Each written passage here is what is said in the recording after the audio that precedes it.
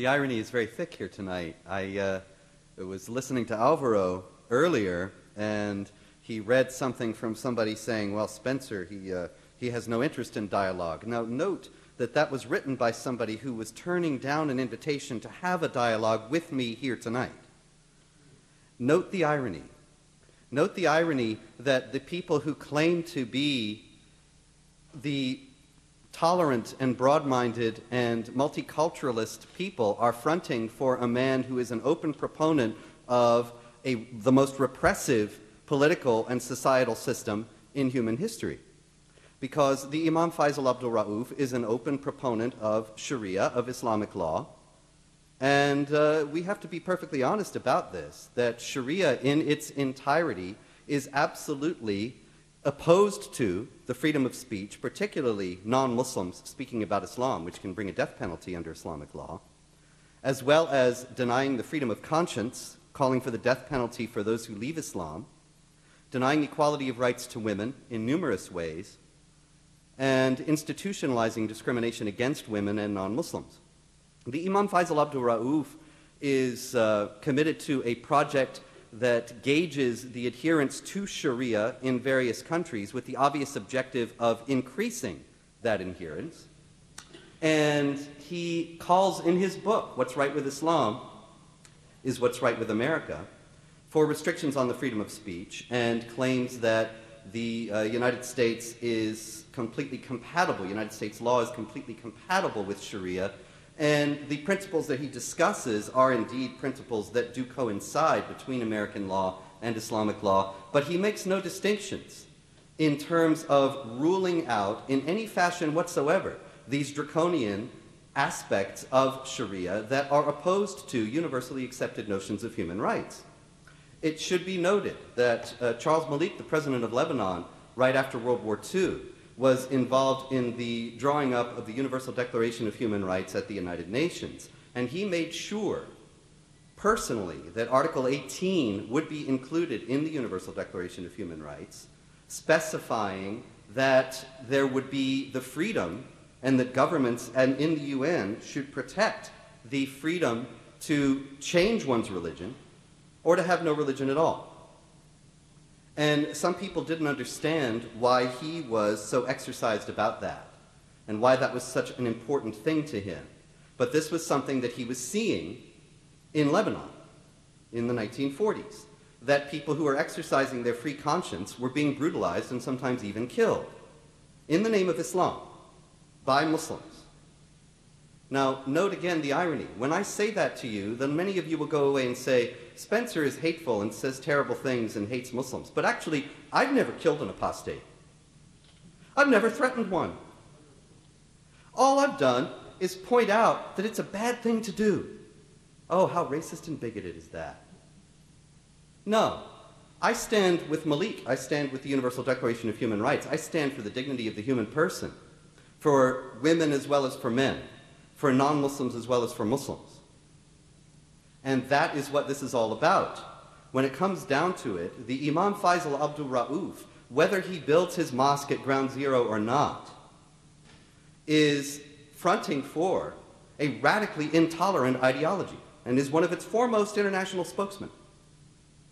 And yet, the people out here think that if they are helping him out, and many of you, no doubt, think that if you're standing with him, then you're standing on the side of everything that's good and right and true against all the racists and bigots. Well, I'll tell you, the oppression of women is not a race. The denial of the free conscience and the free spirit is not a race. Freedom of speech is not a race. And to defend those things is not even remotely racist. And anybody who believes that, you really ought to be ashamed of yourself for wasting your parents' money and coming to college when you don't have a brain in your head. Look, freedom of speech. Freedom of speech is the first element of any free society. Any society, that is, that's not a tyranny, that's not an authoritarian system with the boot on the face and the denial of the human spirit. Because if a tyrant can arrest somebody for dissenting from what he is saying and doing, then obviously he can have free reign.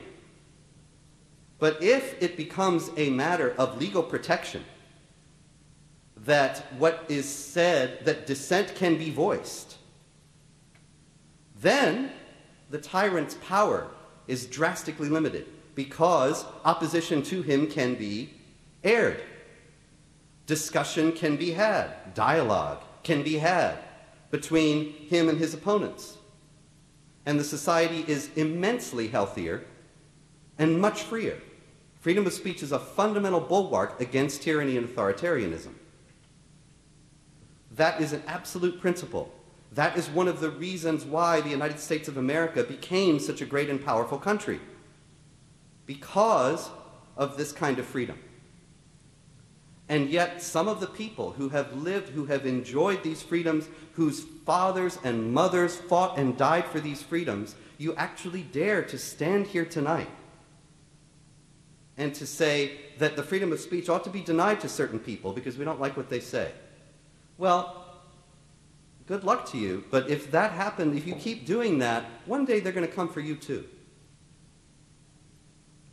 And you're going to voice something that's not convenient to them, and they're going to get you out of their way. And you will have helped.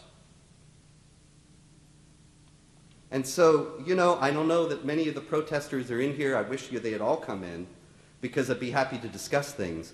But in point of fact, to oppose a triumphal mosque at Ground Zero is, as Pamela Geller said, it has nothing to do with religious liberty. Nobody's talking about denying Muslims religious liberty in the United States. But look, even if the Imam Rauf is exactly who he claims to be, even if we leave out all the deceptive statements about how they say over here that it's a mosque and then they say over here that it's not a mosque, it's a cultural center because it's got a swimming pool. Have you ever heard of those big mega churches that the Protestant evangelicals have? And they got swimming pools and tennis courts and racquetball and everything. Nobody ever says, oh, it's not a church because it's got a swimming pool. Come on. You're being sold a bill of goods. In any case, if we leave aside his dishonesty and leave aside all the inconsistencies in the statements that he has made and that Daisy Khan has made and that Sharif al-Jamal has made and all the others, and we say, yes, it's going to be a monument of tolerance and peace and reconciliation and harmony, how many people in the Islamic world are going to understand that? Does the Imam Rauf control communications in the Islamic world? Does he have a universal platform so that his ideas can be universally disseminated? He does not. How is it going to be understood in the Islamic world is going to be dictated by cultural and historical precedent and by societal norms. This is just common sense. They're going to look around in their own environment and see what they see in their experience and understand it in that way. It's perfectly reasonable. Anybody would do that. That's why many of us are here tonight protesting, because you're just reacting to various stimuli in your environment, noxious as it may be. Now, the fact is, if we count how many triumphal mosques have been built, either converted from Hindu temples, churches, and synagogues, or built over the sites of former churches, Hindu temples, and synagogues, how many of them? Thousands. Literally thousands. The Hindu historian Sitaram Goel has a whole book full, which is just a list of Hindu temples destroyed and mosques put in their place all over India. All over the Middle East and North Africa, it was synagogues and churches. Triumphal mosques, universally understood as such. The Dome of the Rock was built there precisely because that's where the Jewish temple was. The Hagia Sophia was converted into a mosque because it was the grandest church in Christendom. These things were declarations of the victory and superiority of Islam. Now, how many mosques of reconciliation and harmony built at the site of a previous Islamic jihad attack are there? Mosques built in order to build bridges with the people who had been attacked and to show a different face of Islam. How many of those are there in the Islamic world? How many of those are there anywhere? None. Zero. This would be the first. And so, pardon me for being respectfully skeptical if I think that it might not be understood as being the first, but would be understood in light of this avalanche of other historical precedents and cultural precedents that exist all around the world. And what does it mean? So what, then? Why should we care if it's seen to be a victory mosque? Well, this is a very simple thing as well. You may recall Osama bin Laden. You remember him? Osama bin Laden has recounted many things, many very interesting things about the development of his own thought. Very fascinating individual. And one of the things that he said once was that he saw, remember the Black Hawk incident in Somalia in the 1990s, when American troops were treated very brutally? And Bill Clinton withdrew from Somalia as a direct result of the Black Hawk incident. And so Osama bin Laden was watching all this, and he has explained, when he saw that the American troops were being withdrawn after the Black Hawk incident, then he knew we were the weak horse, we were a paper tiger, we were not willing to fight, we were not willing to stand up for ourselves, we were not willing to make any sacrifices, and he knew it was the time to step up operations and press forward to final victory. So, we allow a huge 16-story now, actually. It started out 13, and then it went to 15, and now 60 Minutes, Sharif El-Jamal revealed it would be 16. Who knows? It could be 25 or 30 or 100 by the time they finish. But in any case, right now, 16-story mosque. Oh, it's got a swimming pool. It's not a mosque. Spare me. 16-story mosque at Ground Zero.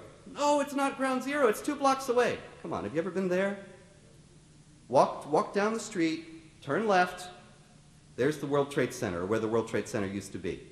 Also, part of the landing gear from one of the 9/11 planes flew into that building, crashed through the roof, fell 5 stories to the basement. The building that they're going to demolish to build this mosque.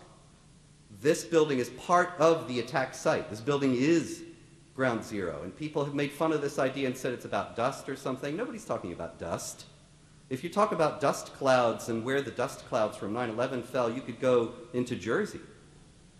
I'm talking about an actual part of the attack site. This is the most appropriate place for a mosque of triumph. And if it is built, it will encourage Islamic jihad activity, which is bad for people around the world. It kills people, it oppresses people, it denies freedoms. It's bad. It's not racist to say so. Thanks very much.